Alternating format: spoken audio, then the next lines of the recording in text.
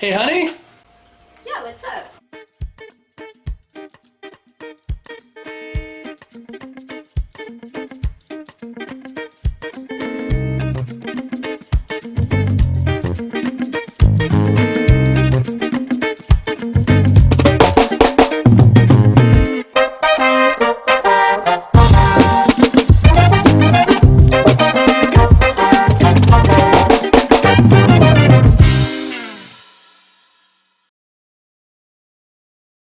Hey, everybody. I'm Fen, and this is Retro Review, a review show where we go through my copious amounts of out-of-print RPG books, gaming magazines, and other gaming paraphernalia one at a time. And to keep me from rambling, we have Laura. Hey everybody, so to keep us on track, I'm going to ask a list of questions. All right, start us off. So what are we reviewing tonight? Dragon Magazine number 297. This is the Epic Level Handbook themed issue. Okay, and where did this one come from? This one came from Comics Plus in Ellsworth. One of my trips down there. I was on spring break. Went down and actually got to play some D&D during that visit to the gaming store. And yeah, we were trying out the Epic Level Handbook and picked this up along with my copy of the Epic Level Handbook. Oh, so great. And do you want to give us a quick synopsis of the articles inside? First article is At the Table. It's an article covering the cavern and dungeon map that was included in this issue. Yes, I still have those maps. Never throw out your maps. The next one is Up on the Soapbox, column by Gary Gygax. This one is telling the story of Yarg the Barbarian and his encounter with a ring of contrariness. It's a cute story about how giving the players the tools and trust to make great roleplay happening. Basically, the Yarg puts on the ring, and basically is just doing everything contrary to what the rest of the party is doing. And they have to knock Yarg out and take him to a cleric in town in order to get the curse removed from the ring. So he actually stopped being like, "You guys are gonna go? All right, I'm gonna stay here. Are you guys gonna stay here? All right, I'm gonna go." No, I don't want to do that. I want to do this. Kind of a cute little story. Next article is the Sentinels of the Shoal. New epic level spells, feats, and prestige classes and NPCs. The set centered around the idea that the gods, like there was one person who reached a wizard who reached godlike power and discovered spells and abilities beyond level 20. And so they went and decided, the gods stripped the power away, but they decided this knowledge, they couldn't destroy the knowledge, so they locked it away in a shoal under the sea until the races of the world were ready for that kind of power. Mm-hmm. And the Sentinels basically are tasked with keeping this stuff all like protected, so no one gets their hands on it and abuses it because, well, yeah, you don't want epic level murder hobos. No. It's very bad. It ends up basically controlling the world, and yeah. Then you got a whole new crop of big bad evil guys. Yeah, that'd be bad. Next article is Relics of Myth, epic items based on stuff from the real world, like the Codex Hammer, Da Vinci's notebooks. Roquea Morris, the Sword of Julius Caesar. The Crystal Skulls of Doom, powerful crystal balls, featured in that one Indiana Jones movie. The English Regalia, the Crown Jewels. Shakespeare's original drafts, the Hope Diamond, Stonehenge, all these things basically turned into magical items to use in a D&D campaign. Next article is Rival the Gods. It's prestige classes for epic level versions of some of the core classes, such as a really powerful wizard known as Arcane Lord. This allows them to break the limits on spells, like basically some of the spells will have damage caps, like it can only do this amount of damage. They're like, nah, we raise that. Or breaking the limit on number of spells they can cast per day, so after they cast it, they usually forget it, and they can recall it. The Master Order of the Bow gets ranged attacks of opportunity, because you're only supposed to be able to attack somebody with an opportunity attack if they're within like sword range.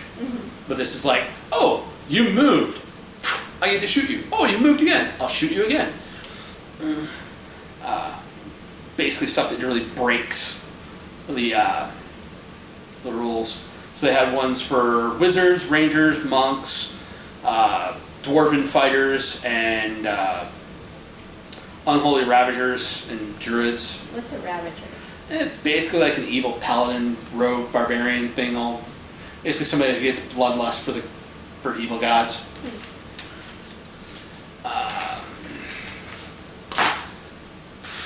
Next article is the Children of the Cosmos. It's 8 new races. They're attributed to one of the para-elemental planes like dust, ice, magma, ooze, smoke, steam, as well as the planes of chaos and good. So they're like humans or elves that have lived on those elemental planes for so long that they've evolved to be part of to adapt to the plane. So like the magma ones, they're actually like rocky people that look like they're like living magma. Ooze people. Interesting. Really dusty dudes. Look like the Pigpen from... Yeah, that's what I was thinking. Yeah. Next article is Class Acts is a column of new prestige classes each month. This month they got the Master of the Secret Sound. Basically, bards that have figured out if they either like hit the right note with their voice or with a magical instrument, they can have the powers to weaponize that sound to stun people, or they can like sing at a certain frequency that vibrates their bodies so they can pass through walls, or even just like shout at an object, like a monolith of stone and make it shatter, or just have somebody like scream at somebody and their armor falls apart. It's really cool. That is it. The next article is the Flame of Destiny. It's a guild of epic level characters. Some notes on membership and rough stats for the members. Basically, it's like these big, powerful people that are like, okay, once you get to be our power, then you have to join the guild in order to keep things all in balance and stuff like that. What if someone doesn't want to join? Then they probably become targets for the guild. If you're running contrary to the guild's beliefs, then usually you end up being like, we need to take care of this person before they become the big bad evil guy.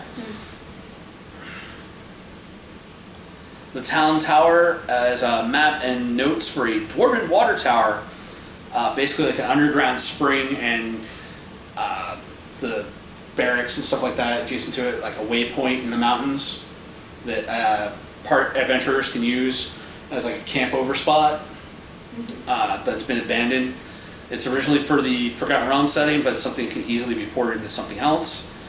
The Living Greyhawk Journal, it's notes on changes and updates to the Living Greyhawk Adventures, which was this big official campaign setting set in Forgotten Realms, where if you played at a Living Greyhawk event at your local gaming store or at you're registered to be part of it at your wherever you played, your college campus or your house that had it open to everybody around the world, you could play in that one, keep your character progress and stuff like that tracked online, and you could take that character to any other Living Greyhawk game and play. And there was big world-spanning adventures, and what you did might have an effect on overall story outcome.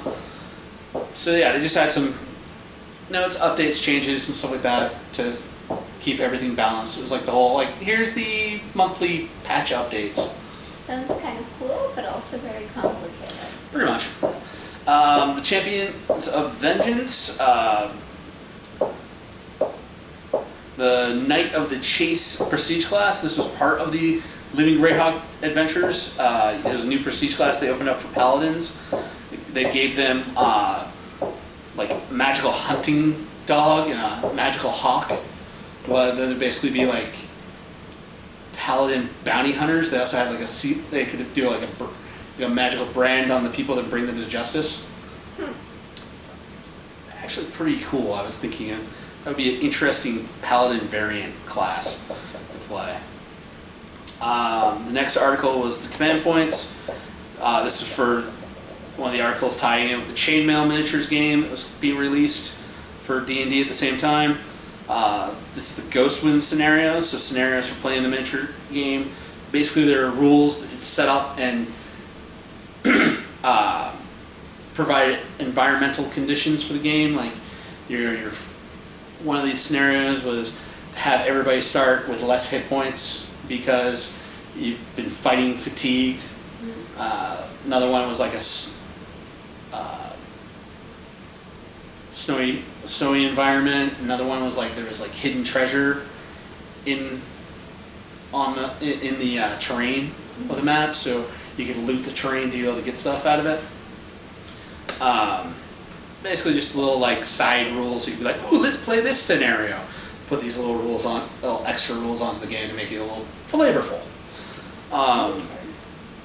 Next article is the Sage Advice column. That's the monthly FAQ to cover any questions that people have about books that got recently released. The recently released one that they were covering for this article was The Masters of the Wild. It was a source book for druids, ragers, and barbarians, so everybody who lived out in the woods. Granted, the books in that series were not really popular. I had a few of them, but I never used any of the stuff out of them because they were pretty much just like flavor stuff to get like some cool add-on stuff, but there was never anything really powerful or interesting for my players in them. So, Yeah. And like when we were up in Maine and I stopped into Citadel Gaming in Bangor, there was 3 copies of Masters of the Wild sitting on their used. Like, it was not a popular thing, so I'm not really going to dive into it. Again, it didn't really have a lot of the FAQ questions in that seemed like a lot of common sense type of stuff. So I was just like, especially the one about, well, if I shape change, I use my shifter shape change ability to become an orc. Does my gear shift too, or do I end up not having clothes? It's like, no, your gear's gonna shift, but it's gonna look like your gear still. And if your orc is a little bit bigger than you, then it's gonna look like your orc is wearing some very tight-fitting clothing. You might want to have a spare change of clothes, or get some magical clothes, such as a hat of disguise, whenever you're shape changing. Right. But that is that issue. Which of these articles are you going to be keeping?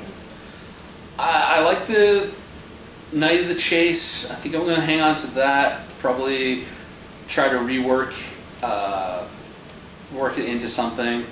The Dwarven Water Tower, that was a really cool map. And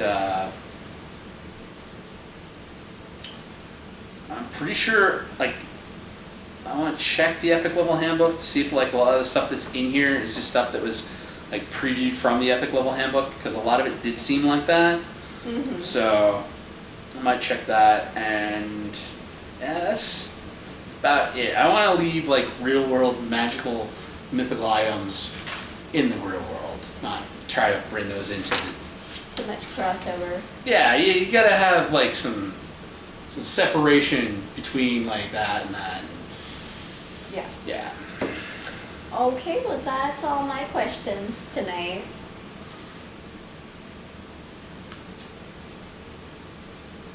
Yeah.